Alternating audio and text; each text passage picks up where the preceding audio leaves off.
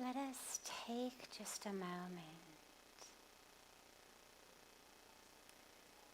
and allow yourself to fully arrive here.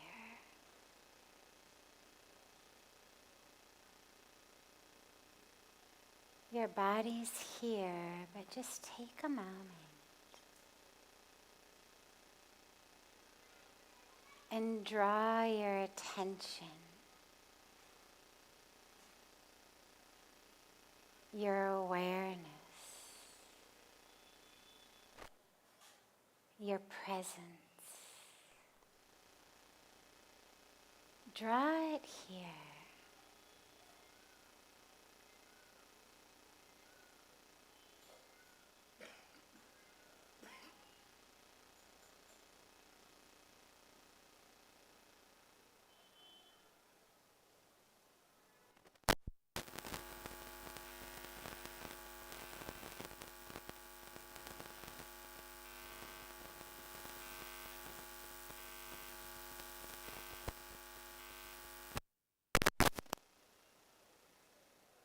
To pull deep within you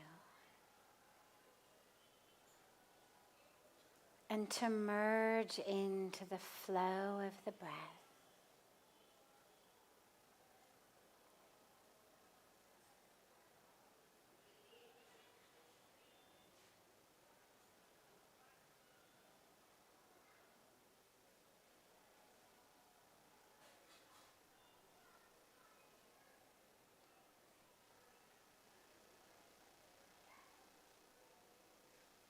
As you inhale,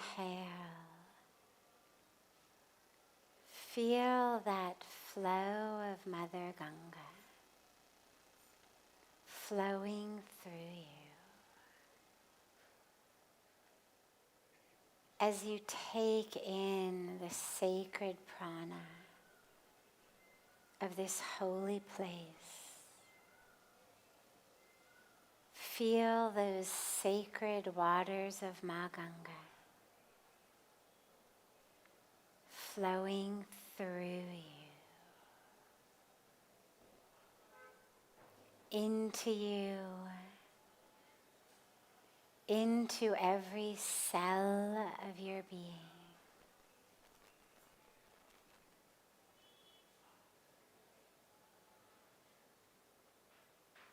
Washing into and through you.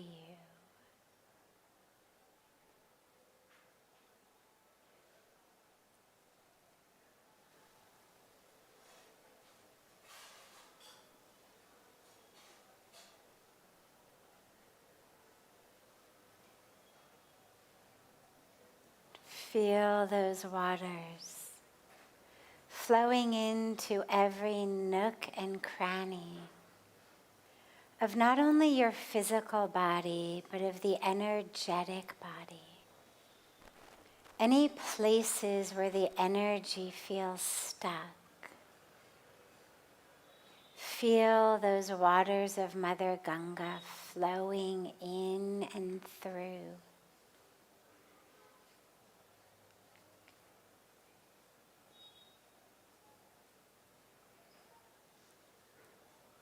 And as you exhale,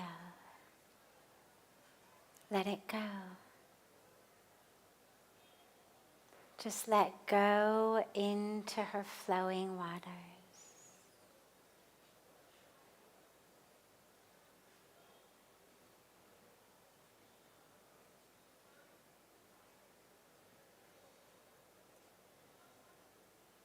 Just let go.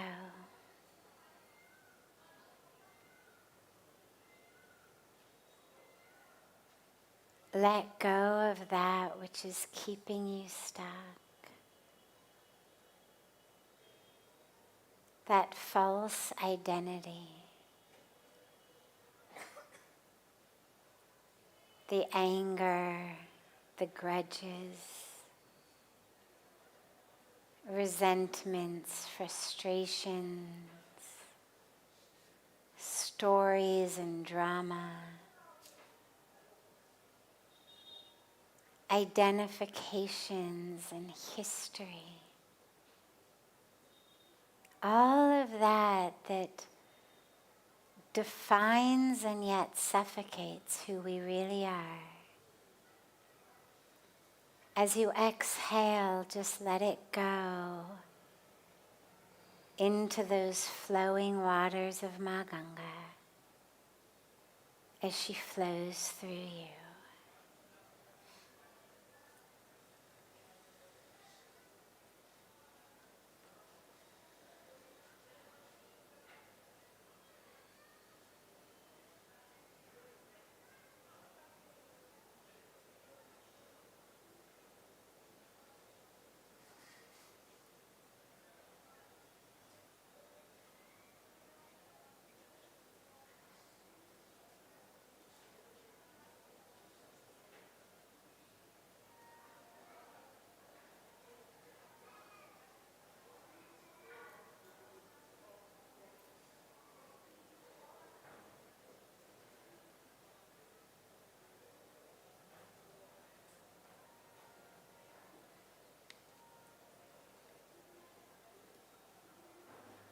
Slowly and gently, bring the palms of your hands together in Namaste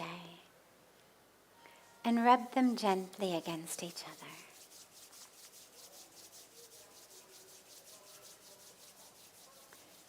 Press the palms of your hands over your closed eyes.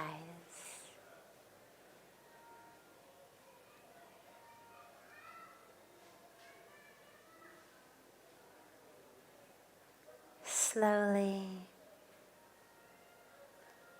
open the eyes and lower the hands. Welcome to Satsang.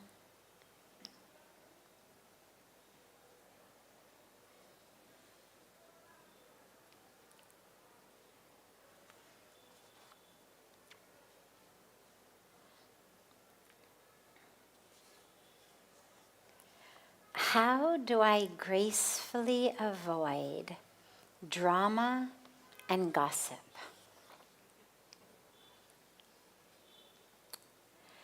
The first part is in the mind, and then the second part is in our society, our friend circle. We engage in it because on some level we like it. There's something in us that gets a little bit of a high when we hear or share something negative about somebody else. It's a very cheap high, and it doesn't last very long.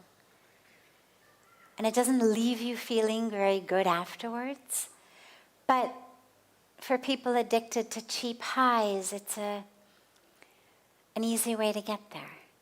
Because if I'm feeling on any level negative about myself, what I look like, how much I make, the status of my career, the status of my relationships, any level that I might judge myself on, especially if I'm not really looking at that feeling that I'm having, if I can listen to somebody talk trash about somebody else, it's just a bit of that, I'm better than they are.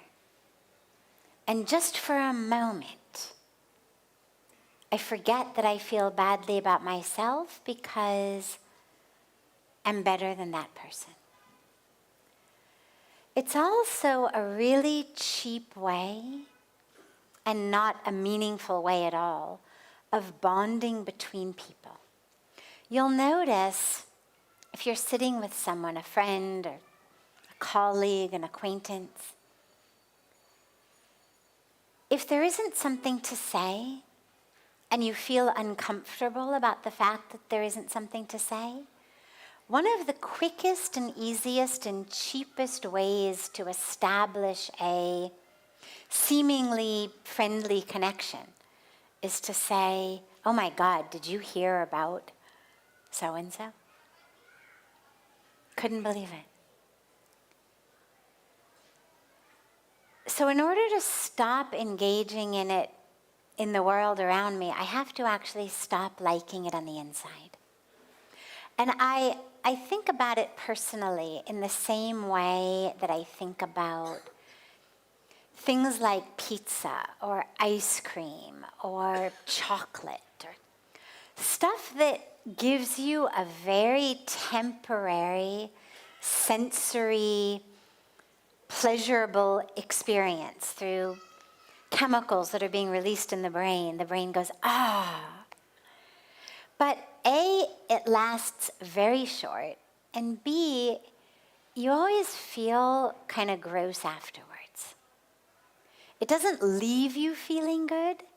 It's just a very quick high. And then you feel blech.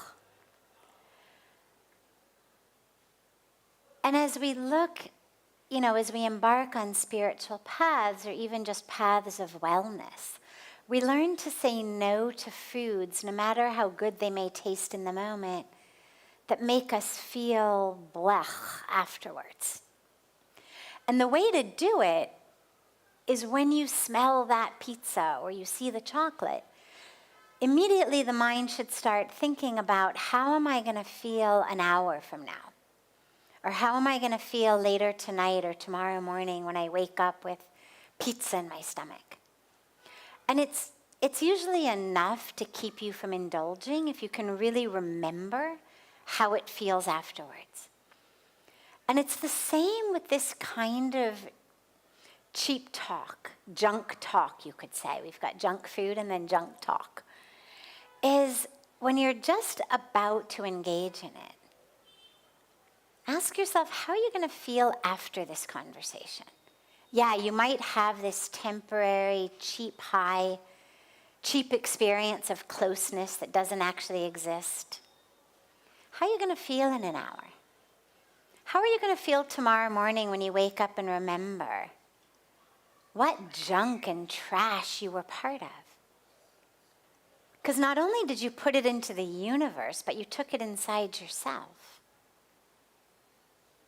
And on an energetic level, it feels blech. I mean, it feels the same way, like if you eat too much pizza or too much ice cream or too much chocolate.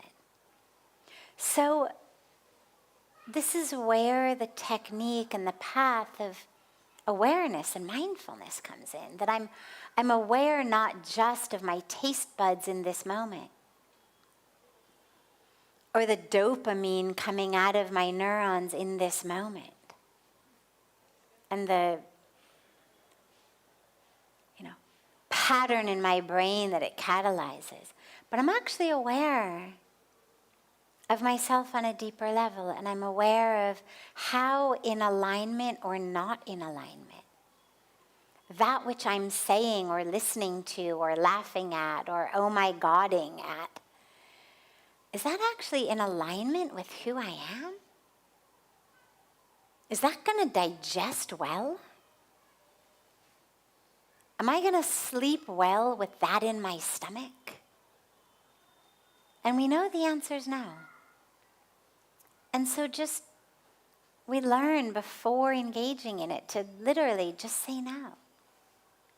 So once in your mind you've realized, I don't want to go there, then in your social circle, as people start talking like that, you can feel free to say things like, I'm on a no gossip diet. You can be cute about it, or you can be really deep. I've noticed that this type of talk doesn't digest well, doesn't feel good. It's not really in alignment with what I'm looking to bring into the world, which is peace and happiness. Like, I'm looking to make people happy. I'm looking to spread peace, to spread light. This isn't helping us. It's certainly not helping the person we're talking about. It's certainly not helping the world. So you can either really explain it to them, or just be cute. I'm on a no gossip diet. Could we make this a gossip-free zone? I'm having my gossip fast today. Let me know tomorrow. Wednesday's my gossip fast. You know, whatever you need to say. You develop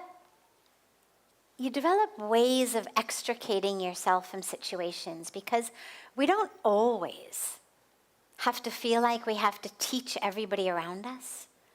A lot of times people are not interested in being taught by us. And it's really just about, how can I gracefully get out of the situation? I don't need to be their guru. I don't need to be a teacher. I don't need to give them a book about why I'm not gossiping. I just need to extricate myself from the moment in such a way that they don't feel like I've insulted them. And I'm out of a situation I want to be out of. And you'll develop your own way. It's similar to techniques that we use, those of us who don't drink or do drugs, or, to get out of those situations. I remember when I was an undergrad at university, I hated fraternity parties. But living in a dorm, that was the thing that everybody did, was you went to frat parties. And I hated them. It wasn't that I was antisocial. There was something about the crowds and the absolute lack of any kind of real connection and just the chaos of it. But I was, 17, 18, however old I was, my first year in university, and you wanted to be liked, and the last thing you wanted was for people to think that there was something wrong with you. And so I developed a little cute way. I would say to people, I don't want to go because I can't stand the smell of beer on my clothes. And at those parties, everybody always spills beer, and it gets on my clothes, and it stinks, and I don't like it. And inevitably, people would always say, oh, it's not going to be like one of those parties. Right? It's not going to be like that. You just come.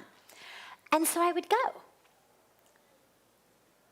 And inevitably, within the first 5-7 minutes, I would figure out how to position myself next to somebody who looked like they were just on the verge of knocking over their cup of beer. And I would manage to get it spilled on me, and I would be able to say to my friends, look, it's my bad luck, I guess, always happens to me. I've got to go back and change my clothes. I'll see you later. And I share that because it was it took me a while to figure out how to do it. I was very troubled in the beginning. But I developed this, and it worked quite well, and I held on to it throughout university because it was a way of feeling friendly. I wasn't saying I don't like those parties. I wasn't saying I'm better than you are. I wasn't giving them some kind of a lecture. It was cute. It was social. And yet it worked. Managed to get me out. Nobody ever felt badly about it.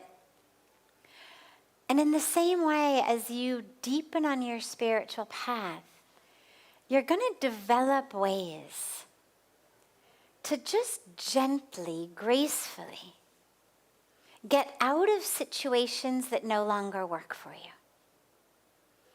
And whether it's certain types of parties, whether it's certain types of activities, whether it's certain types of conversations, certain types of movies, you're gonna figure it out.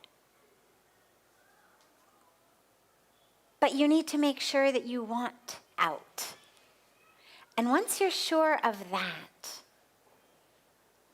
then just come up with creative ways. What can you say that'll let people laugh, they don't feel insulted, but you get out of it? You may even be able to just make up that you've got to go somewhere. But if it keeps happening with the same people, just let them know, that you've discovered that it doesn't digest well. You may want to go a little bit deeper and more honest and say, I've actually decided I'm taking a vow against gossip. Or the proactive, the positive way. I've taken a vow toward positivity. I'm going to see how many days I can go in a row without saying anything negative. Would you be my accountability partner? Right? So you haven't put them down. You haven't made them feel bad. And you may actually be able to get them to do it along with you.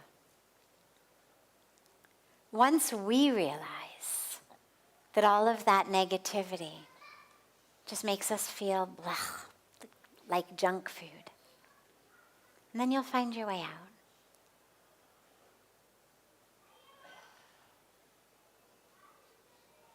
Other questions? Any question that anyone here might have? Yes.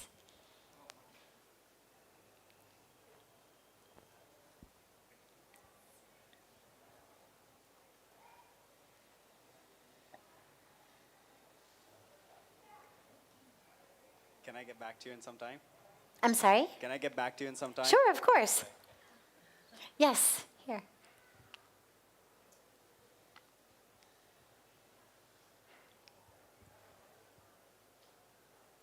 How can we remove negative emotion from ourselves?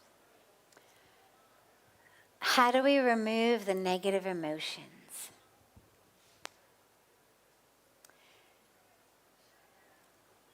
Don't think of your emotions like they're tumors that have to be removed. Emotions are quite literally a pattern of energy, of electrical energy and chemical energy. That's all it is.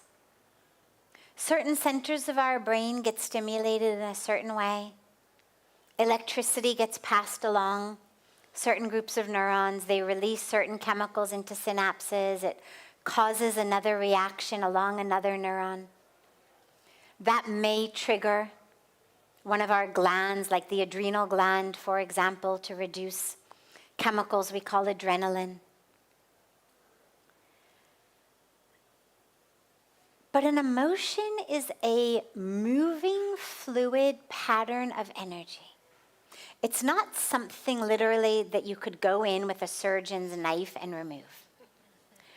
Which is great news because they actually last a very, very short period of time. Until and unless we keep bringing them back.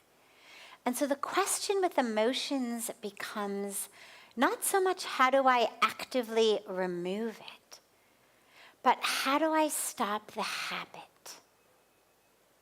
How do I prevent myself from again starting the cycle of the thought and the emotion? Now, it always begins, or almost always begins, with a thought. We see something, and it triggers in us an emotion. It may be an email we get, it may be a text message, it may be something we see in the literal world. It may be something we see in our mind as a memory, something we see in our mind in the future of how we envision something is going to happen. But it's always, we see something, and then there is an emotion that results from it.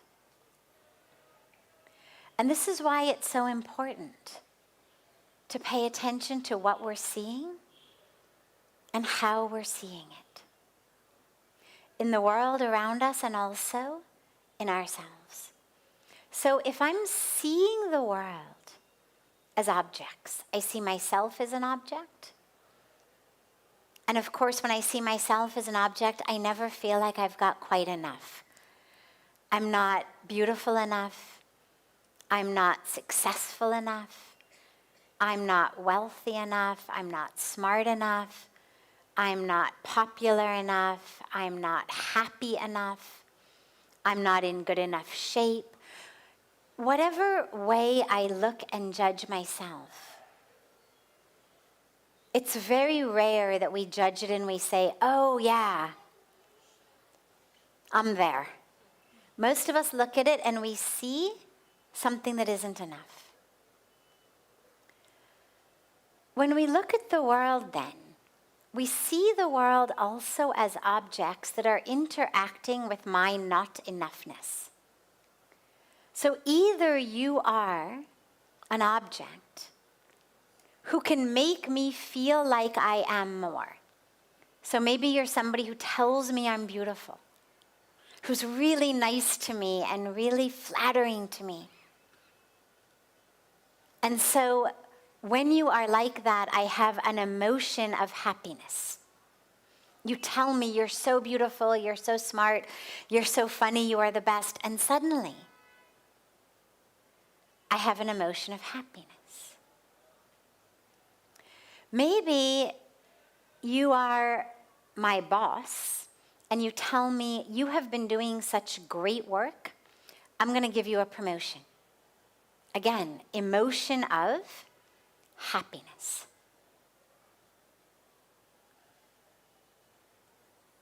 But then when you don't do what I want, you don't tell me I'm beautiful and wonderful and funny, you don't give me the raise, I have an emotion of sadness or anger, resentment, frustration. I mean, there's a whole garden of possibilities.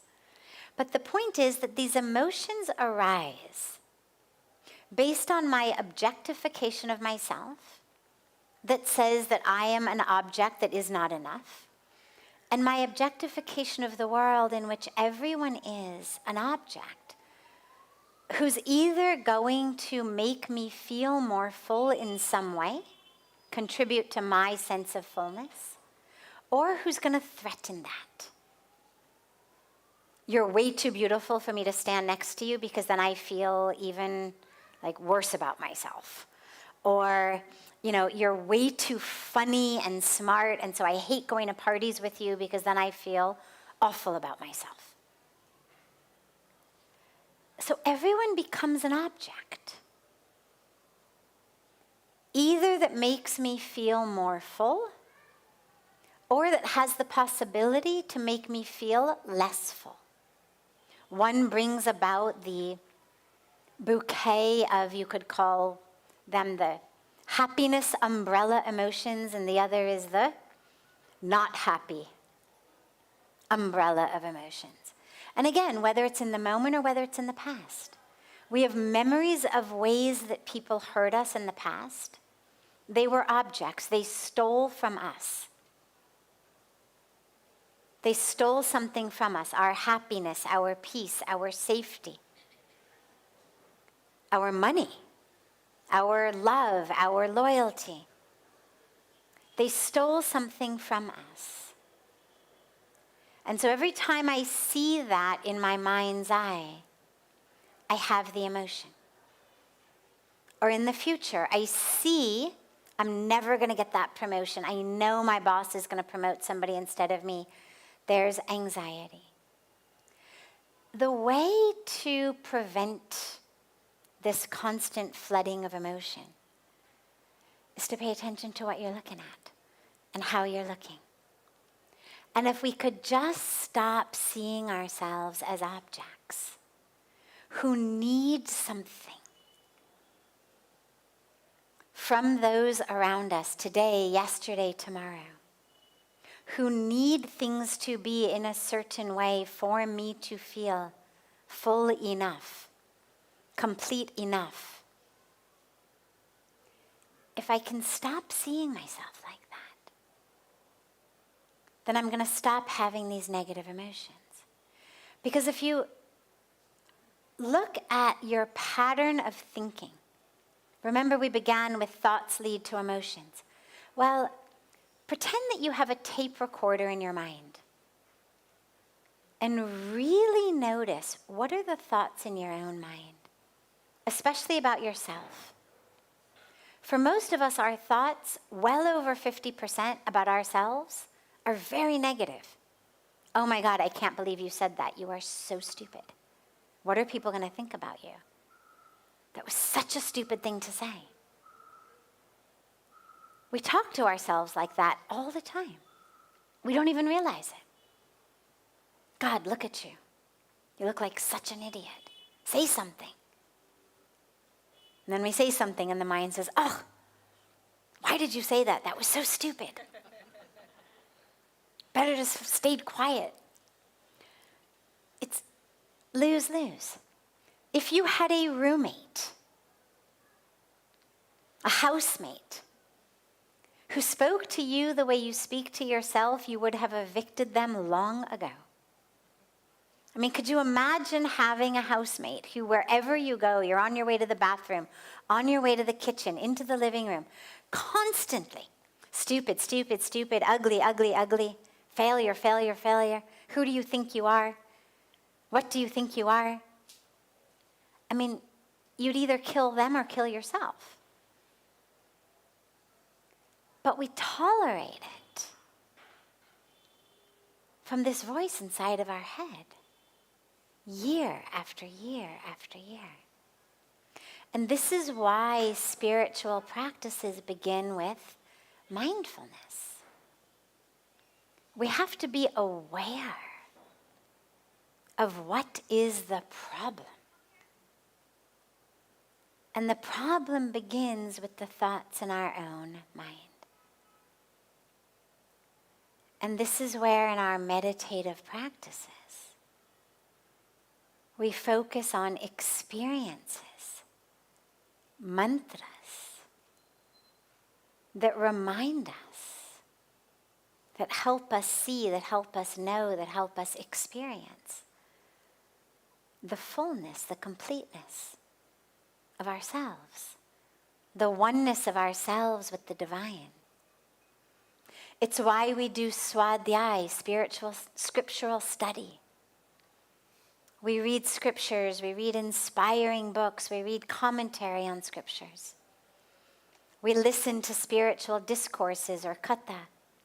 Why? To keep reminding us.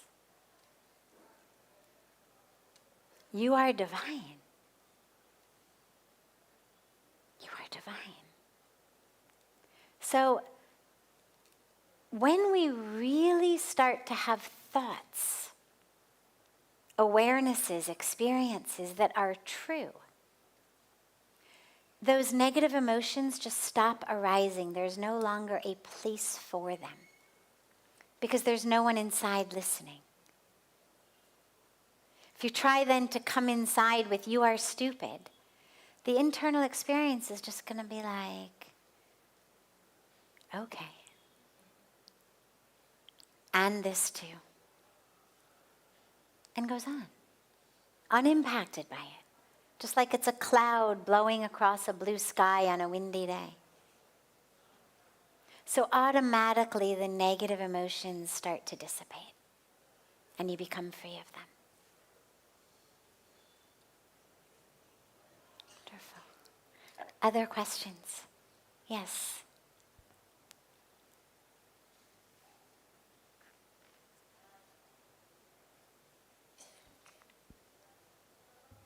Sadhvi जी नमस्कार। हम आपका ज्ञान हिंदी में कैसे प्राप्त करें? हिंदी में बात करिएगा, कोई बात नहीं. I'll translate for everybody else. No problem. थोड़ा सा दोनों लैंग्वेज में यदि यूज कर लें। बस थोड़ा सा जोर से बोलिएगा मैंने ताकि. कहा आप दोनों लैंग्वेज यूज कर सकें। हाँ, तो बिल्कुल. थोड़ा हम भी ज्ञान प्राप्त कर लें। The dilemma is,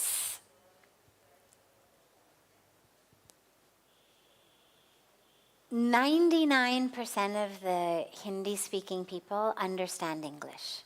Not across the world, but in terms of the audience who comes and sits here. But 99% of the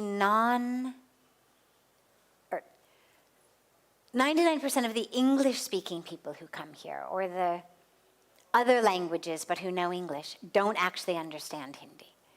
So it's for that we keep it mostly in English, because then everyone can understand. Hindi में अगर बात करूँगी तो फिर हर चीज़ दो बार कहना पड़ेगा, फिर लंबा हो जाता है. Yes.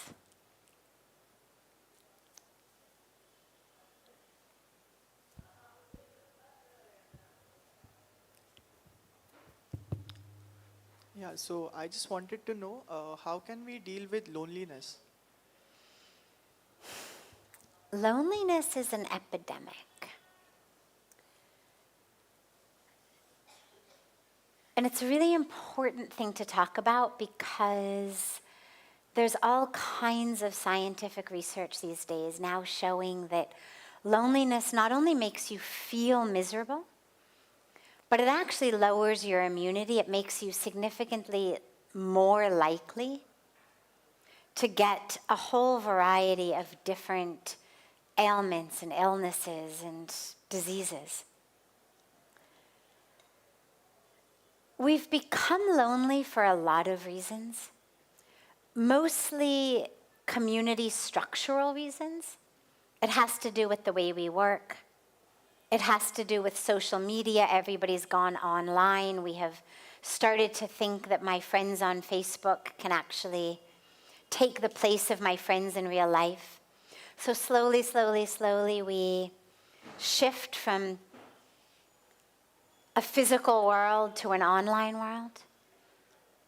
And by the time we realize how lonely we are, we no longer have connections with friends in a physical world. So I blame our societies. I don't think it's anybody's fault that they are lonely. I think that our societies are now set up in ways that really foster loneliness. There's a lot of movement for jobs. People are constantly being transferred and sent to different cities, different states, even different countries to make money. We've made having a good job and making money such a cultural priority that people are encouraged to leave their family behind and move across the world because they're going to get a better job.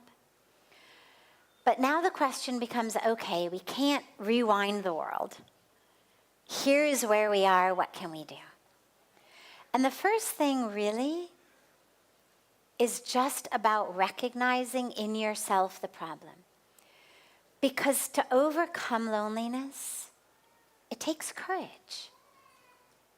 It takes courage to actually put down your phone or iPad or computer and get offline and get into the world. To call someone up who you're not sure what they're going to say. To go sit in a coffee shop and try to meet somebody, to talk to somebody who you don't know. It takes a lot of courage. And especially these days when everybody's like this. You know, at least before mobiles, people were kind of looking around them and you could catch somebody's eye and smile and say, you know, hi, how are you? Now you have to really go out of your way to get someone's attention. So it takes a lot of courage. And that courage develops when we realize we are suffering. So it's wonderful that you ask this because a lot of people don't realize how much they're suffering in loneliness. Because there's so much online we can distract ourselves with. From social media to TV, I mean, whatever you want to watch, there's so much, you know. It used to be that you had to just watch whatever some networks were showing, and then cable came in, and then you had VCRs, and you could rent a movie. And now, wherever you are, if you've just got your phone, on any one of dozens of different streaming sites, you literally could watch anything. Continually. So we've got all of these ways to pretend we are not suffering. So the first step is that awareness, and congratulations for that. Let that breed courage in you to actually reach out to people. First step, reach out to friends you already have. That's going to be the easiest. People you haven't seen in a while. Make a commitment that every day you're going to reach out to someone you haven't been in touch with in a long time, but who you think could be a friend. Maybe they used to be a friend. Maybe they were just an acquaintance, but you think they might be able to be a friend. And every day, It may just be a text message or an email. Hey, haven't seen you in a long time. How are you? But sometimes actually pick up the phone and make a phone call. And just start rebuilding slowly relationships with people you already had. But very quickly with them, start to meet in person. Hey, let's get a cup of coffee. Let's take a walk. Let's have lunch. And then start looking for new friends. Now the question becomes, of course, where to find them. One of the mistakes a lot of people who are looking for a girlfriend, boyfriend, husband, wife make is they go to places like bars and clubs, but then they say, but I don't want to date somebody who would go to a bar or a club. And you think, well, if you go to a bar to meet somebody, but you don't want to date somebody who goes to bars, obviously the type of people you're going to meet in a bar are the type of people who go to bars. So you have to go places that are the places where you would want your friend to be interested. So for example, if you like yoga, go to a yoga class. Stop taking it on Zoom. Go to an actual class. Meet other people who take yoga. If you are interested in literature or books, join a book club offline. Maybe it meets once a week. Maybe it meets once a month. Meet people. If you're interested in sports, join a sports team. Not just going to watch a game where you are one of 10 billion people in the bleachers, but actually start to play in person. Whatever it may be that you are interested in, start actually doing it. And then find that courage to say to other people who are there, hey, would you like to go get, a coffee afterwards? Would you like to go get lunch afterwards? And slowly, slowly, you'll start to find that you have friends. And the truth is, you don't need 100 friends. You don't even need 10 friends. If you've got just a couple of good friends, and then a slightly larger group of, kind of acquaintances, nice to see every once in a while, you're good. Focus on quality, not quantity. Everything in life that matters, that's valuable, takes time. Developing friendships takes time. It takes being proactive. It's very easy to be too busy. But you go out of your way. And the rewards are really great. Wonderful. And also, by the way, another really easy thing is be a friend to somebody else. In your workplace, in your neighborhood, do you see someone who looks like they could use a friend? Reach out to them. Sometimes it just takes the step of being the good friend. And you'll develop these relationships. And remember, of course, at the core and the center is God. And so, no matter how lonely you may feel, remember, God is always there. It's why the sages and the saints and the rishis and the yogis sitting alone in silence in caves never felt lonely. You never hear one of them saying, oh my God, this is awful. It's always ecstasy, because they're one with God. It's a beautiful line in the prayers we chant every morning here that says, Tu akale nahi pyare, Ram tere saath mein. Just remember, you're never alone. God is always with you. So don't despair. God is always there. And reach out and connect. Beautiful.